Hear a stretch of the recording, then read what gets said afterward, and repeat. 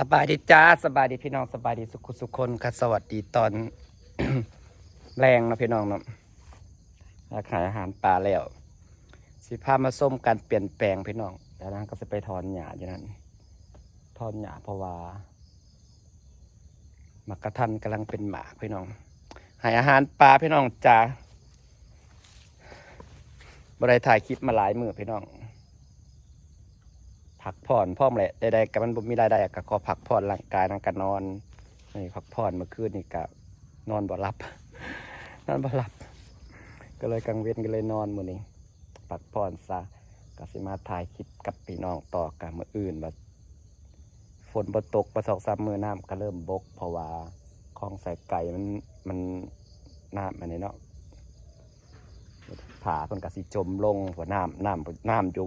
ที่ดินมันเอ็นี่บัดผาที่จมลงนะสิเปิดน้ำใส่ตัวเทิงให้ผาที่ดันลงคือเก่าเพราะว่ามันผามันรุดหลายแล้วคนในฝนตกเราก็เรียนเนาะมันก็เลยกลายเป็นน้ำซึมออกแต่กะพอดีงามซ้ำนี่พี่น้องแต่อยากรู้ว่าปลามันเป็นปลาอย่างยังถ้าเป็นลูกปลาหมูก็คือสิดีใจแต่คือสิบ่แม่นดอกแต่ก็แซวสิ่งที่เรารอคอยก็คือให้ปลาหมูมันออกแม่แพร่พันธุ์เนาะพี่น้องการออกแม่แพร่พันธุ์ได้หลายคือปลานิ่นแห่งกสิดีแต่ว่าวานหัวหาลงแล้วแปลกสวดคือปลานิ่นเนี่ยค่อยก็สิดีใจแต่ว่าปลาหมูมันจะบ่ค่อยขึ้นมาปรากฏกายเห็นมันสิอยู่พื้นน้ำมันบ่ฮู้เลยพี่น้องซาเบิ่งคลิปไปฟาร์มปลาหมูใหญ่ๆอยู่สนุมาในกาเพิ่นถิ่มไว้ในหนองนะครับปัญญาเพิ่นใส่ตุ้มเพิ่นจังเห็นว่ามันบ่มีปลาหลายบ่อยู่พื้นเพิ่นก็เลี้ยงมา6-7 ปีเนาะสะออแล้วว่าเพิ่นหวานหัวอาหารลงไปนะพี่น้องมันสิมีปลาหมูมันสิแตกหยบมันสิหลายแฮงเพิ่นเอาที่ดักลงไปประมาณชั่วโมงนึงขึ้นมาในลูกปลาหมูสิเต็มสะออตัวนั้นแหละพุทราเขาก็กำลังเริ่มออกดอกพี่น้องนะครับก็สิพาเบิ่งต้นไม้ฝนตกหลายก็เริ่มมีแมลงมารบกวนต้นไม้นี่พี่น้องต้นไม้ครับพี่น้องส่วนพุทราก็กำลังออกดอกกำลังจะได้กินหมากต้นกลางในงามสุดเพราะเราพยายามตัดใจมันเป็นเรียวขึ้นปัดมันขึ้นสูงมันเป็นต้นใหญ่นางกระเสเห็ดข้างนี่มันเห็ดข้างมันให้เห็ดข้างมันให้นี่เป็นห่มเป็นเริงพอดีให้ปลาอยู่พอดีเลยให้ปลากับให้ดอกอันนี้อยู่เพราะว่าข้องใส่ไก่ครับกับพอฝนหยุดมันกับบริหนาเกียรติพี่น้องมันก็ยังงามคือเก่าอย่างนี้จางงามเพื่อเก่าให้น้ำบกลงแห้งเขาตอนจังสีข่อยจิกขอบมันอีกรอบนึงหรือว่าสิปาไปเลยกะนี่จ้ะยังงามคือเก่าจ้าฝนหยุดแล้วต้นไม้ก็เริ่มมีสีสันแต่คอยจะคงว่าปลายังขึ้นมากินนี่ปลาหมูแสดงเป็นสีขาวที่ติดลูกปลาซิวและลูกปลาหมู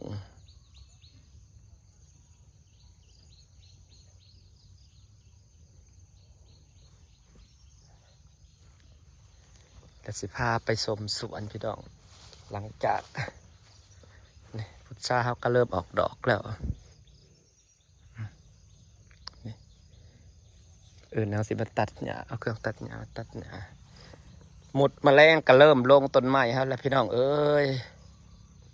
แต่ปลาหมูมันขึ้นมากินอาหารนี่เริ่มลงเลยแมลงนะพอดีเห็นบ่อเต็มอยู่พอเขาหยอดอันนี้พ่นกัดตอนแรกมันดำจนบ่เห็นใบมันพี่น้องพอตกลงไปตายกองอยู่รูปเพิ่นวันน่ะตกลงไปตายกองอยู่ครับพอเอานี่โรยใส่ใครเนี่ยแต่ยังเหลืออยู่ซองนึงโรยบนสุดต้นพี่น้องนี่หมากกระทันเขากำลังออกหมากแต่ว่า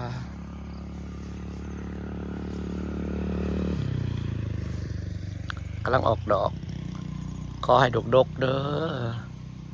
หมากกินไม่น้องตอนมันเป็นหมากตื่นมาตะมือต้องย่างมากินเดือดยังขึ้นก็ย่างมาปิดกินเถื่อละนั่งหมากกินแต่ปีนี้คอยหมากมันดกเพราะมันต้นใหญ่เนาะต้นใหญ่พอได้แยงพี่น้องแต่เขาบอกได้สีดยังไงสีดยังบ่ สีดกันแมลงบ่พอมันเป็นหมากไงสีดฮอร์โมนแล้วก็สีดกันแมลงมียาแต่บ่มีบางสีด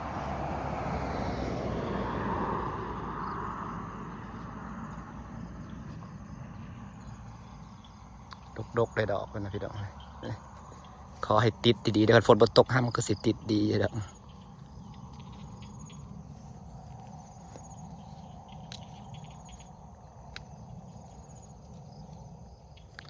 ออกดอกงูนอยู่นี่พี่เนาะของใส่ไก่เรานี่ยังสวยเหมือนเดิมนะจ้าทอแต่ยังไม่ได้ตัดหญ้าที่สื่อหญ้าแปลกปลอมมันขึ้นมาหลายมันกระแสกขึ้นมาได้เซยเนาะจะเป็นลกออก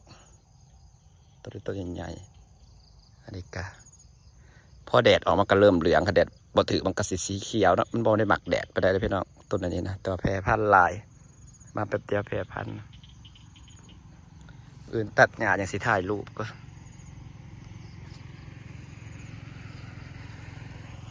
จ้ะของใส่ไก่เรายังสวยเหมือนเดิมนะจ๊ะต้นมะพร้าวกำลังสีเขียวจ้านี่ปลามันกำลังเริ่มมากินอาหารแล้วพอแตกเสียยังเป็นเล็กเก่าคือเก่าค่ะจะได้ตัดหญ้าพอดีต้นมะฮุ่ง2 ต้นนี่กำลังเป็นหมากพี่น้องนี่กำลังเป็นดอกแต่ก่อนมี4 ต้นนะเอาออกให้เหลือ2 ต้นเห็นปะนากาซีดกคือกันแล้วนางใส่เกรนซีเดี๋ยวเห็นบ่มันเริ่มคนละสายพันธุ์ในหมากมันนะเบิ่งหมากมันจะเป็นสีเกี้ยงแต่ว่ามันก็จะเริ่มเป็นดอกดกคือกันเพราะว่านางเอารดจุลินทรีย์ใส่ขี้หมูลงไปนี่มาเบิ่งหางต่อนางความว่าใหญ่แห้งอีหลีปอ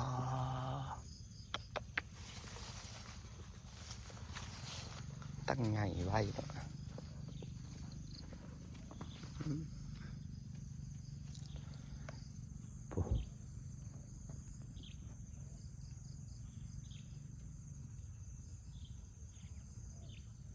ไปมีลูกน้อยเนี่ยหามเลี้ยงต่อไปได้เฮือนเด้อพี่น้องเด็กน้อยทินบ่ฮู้กับต่อข่าวอยู่ลาวมันน่ะเลี้ยงต่อไว้ในเฮือนเด็กน้อยฮักกะปีปลาแดนบ่ฮู้เนาะมันเป็นแหน่มันเนี่ยดอกปกระทันนั่งนะขอให้ดกปีนี้เด้อพอดีแซ่บกินแล้วก็หมักของใส่ไก่คือเก่าละงามคือเก่าจ้าแต่ไม่ได้ตัดหญ้าซื่อๆตัดหญ้าช่วงนี้กับผักพรเนี่ยพี่น้องเครียดเรื่องรายได้บ่ได้การนี้เนาะเฮาก็เคยได้พอได้ใส่ทุกอย่างกันนะกากลุ่มรายเติบอยู่มันก็ได้นี่ได้พอได้ข่าวว่าอาหารปลา7-8 สอบอยู่ว่าอาหารปลากระสิบเบิดอีกแล้วซื้อมามันนา4 สอบจะไปซื้ออีกแล้วนี่ใบมันงามเลยดิใบมะกระทันจนมันออกมากนั่นก็สิเด็ดใบมันออกกำพี่น้องเพราะว่ามันจังแบบถึกแดดให้ดอกมันดกเอลีดกเด้อลูกดกเป็นหมากอยู่เด้อนี่บอกขอให้ดกนี่กระสันจะได้กินหมักกินทุกอย่างที่นั่งปลูกคือสิ่งที่นั่งหมักกินทั้งเกี่ยวกับตื่นมาสิน้องไม่ใช่มากินก่อนเลยต้นมะพร้าวกับมีการเปลี่ยนแปลงพี่น้องเอ้ยมีเห็นแล้วก็มีความสุขคนอยู่ผู้เดียวกันสิล่ะพี่น้องมันได้เบิ่งได้แยงได้หยังมันก็มีความสุขเนาะดอกกระเจียวเขาก็เริ่มออกดอกได้เก็บได้ขายไปว่าเขาก็มาขอซื้อนี่ดอกปักกระทันเท่านี้ขักกะลีปีนี้ต้นพุชาขักกะลีต้นมะพร้าวกาเนี่ยเริ่มงามเลยตัวพิเศษที่ต้นนี่งามแห้งนี่เอามามีฝุ่นมีฝุ่ยแต่ที่จริงนางบ่ค่อยได้ตัดได้นะเมื่อนั้นนะเพิ่นเริ่มบอกไอ้ผู้มาเฮ็ดเวียกให้นะว่าจะตัดเตอเพิ่นเป็นคนละเอียดตัดออกเพิ่นงานเยอะนี่บ่ได้ให้มีเห็นบ่เฮ็ดละเอียดอ่อนนี่ดอกกระเจียวกับสีเขียวฝั่งในเฟืองบ่พอมันมีเฟืองไส้เกาหลีกำลังกลับคืนมาไอ้ไส้เกาหลีมันสมบูรณ์ก่อนทั้งจังสีซ้ำพี่น้องตอนนั้นนางซ้ำตอนกลางมันบทสมบูรณ์แล้วเอาไปซ้ำเลยแบบว่ากลางมันกำลังมีปัญหาใบมันกำลังร่วงหล่นแล้วบทติดต้องให้มันเขียวสุ้มให้มันแบบว่าสมบูรณ์งามก่อนนาง เข้าใจแล้วนะตอนนั้นนั่งแบบว่าต้นไทรเกาหลีมันอยากบวมไม่ได้หมักน้ำเนาะน้ำมันฝนตกแห้งอันนี้กำลังเริ่มแตกนี่มันกำลังไปเนี่ยนางกำลังไปตัดไปซ้ำมันผสมบูรณ์แบบนี้เป็นต้นไม้ที่ผสมบูรณ์แล้วมันบดติดมันตายเบิดตัวซ้ำนะแปลว่า ต้นดอกแก้วที่สมบูรณ์ผัดติดบ่มีการตายบ่มีการอย่างเลยนี่ความละเอียดของคนที่มาเฮ็ดใหญ่คอยมาเฮ็ดละเอียดอ่อนนี่ไงพี่น้องตาต้นมะกอกน้ำที่นางปลูกยากปลูกเย็นนางว่าอยากให้มันติดต้นแมงกินต้นนี้กับแมงกินกันลงคือกันหลายคือกันเต็มนี่แต่ว่านางเอานี่มาโรยแล้วกับต้นมันก็เริ่มงามแล้วพี่น้องเห็นสับนี้ก็มีความสุขแล้ววะฝนมันตกดีโพดกับบ่แม่นว่าต้นไม้สิหมักนะพี่น้องฝนมันดีโพดต้นไม้ก็เห็นบ่เหลืองเบิดนี่วันนี้มันฮักกระแดดได้2 มื้อมันก็เริ่มเขียวนี่ต้นไทรเกาหลีก็สิกลายเป็นพุ่มคักก็สิเลิกตัดสิบ่ไหวประเดี๋ยวต้องไปสั่งเห็นในคาเฟ่เขาแนวตัดที่เป็นเลื่อยนะคักมันเริ่มสูงเลยดิเริ่มได้แบบแล้วดอกกระเจียวกับพ่อได้ขายพี่น้องคนมาทำซื้อซุมือมันก็จะมันได้มีจังหวะมันออกแล้วก็จะได้ขายทั้งดอกขายทั้งหัวแต่ว่าปุ๊สุดปุ๊ต้นไม้โบไซมันจะหมักน้ำหลายพี่น้องเอ้ยนี่ต้นดอกต้นอันนี้ข่อยนี่มันคือปวดติดนี่ข่อยเนี่ยโอ้ยมันบวมน้ำบอกซื้อมาตั้ง2 ต้นหักลำมันยังมาได้ตายแต่มันถ้าบอกมันสิพอแดดมันสิแตกข่อยบอกต้นบอกไฟดีแล้วโอ้ยปวดติดแต่ว่าต้นลิจีเนี่ยกะพอเป็นหมากแก๊กเถื่อเป็นที่ไหนกับพอเป็นแต่แตกยอดอีกแล้วงามกับงามบอกเป็นหมากแก๊กเถื่อเป็นเนี่ยกว่าให้ข่อยชื่นชมเนี่ยนะต้นหมากไฟนะพี่น้องโอ้ยสีภาพมาเบิ่งต้นอันนี้พี่น้องโอ้ยมีความสุขเป็นกำลังใจให้นางเลยนะพี่น้องเฟซบุ๊กยูทูบนางกับจักจะได้คืนหรือบ่รอรุ่นอันบริคืนกับเปิดช่องใหม่เอาเปิดช่องใหม่กับจักสุภาพเดี๋ยวบ่เราฟิวกับบุคคลปันใดมันพี่น้องนางโรยพอนางเห็นแมงวันทองมาตอบนางก็เลยโรย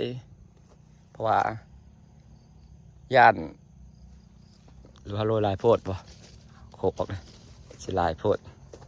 แต่มันยันบ่หมักแต่ในฝนตกห้ามมันก็ไปแล้วอันนี้คือต้นทุเรียนจ้าโรยจะได้สักหาฮอร์โมนมาสีมันพ่องามแหงพี่น้องเบิ้งต้นทุเรียนนะความงามนะ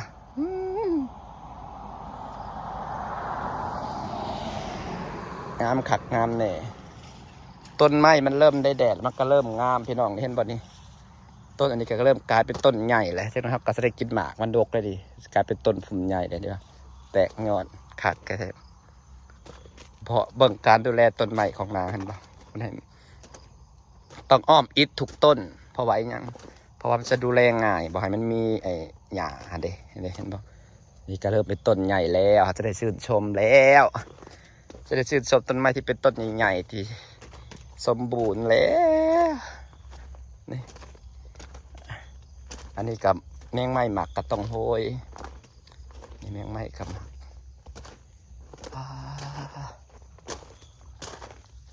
ต้นดอกแก้วนี่งามนี่ต้นมะพร้าวนี่ไปกับเขียวเต็มอยู่ดอกกระเจียวสูตรต่อไป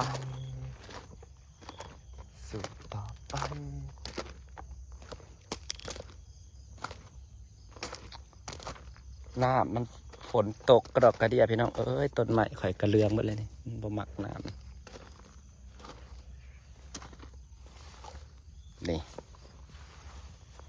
มาเบิ่งความงามต้นทุเรียนข่อยคือมาสื่นใจแท้เห็นแมงวันทองมาตอมก็เลยอันนี้มาโรยจักหน่อยพอให้มันได้คิวพอมันบอกอยากตอมเนี่ยงามแหงงามคักเกลีพี่น้องจะเบิ่งนะ ที่บ่อ้อมเบิดนี่นะเพราะว่าแดดมัน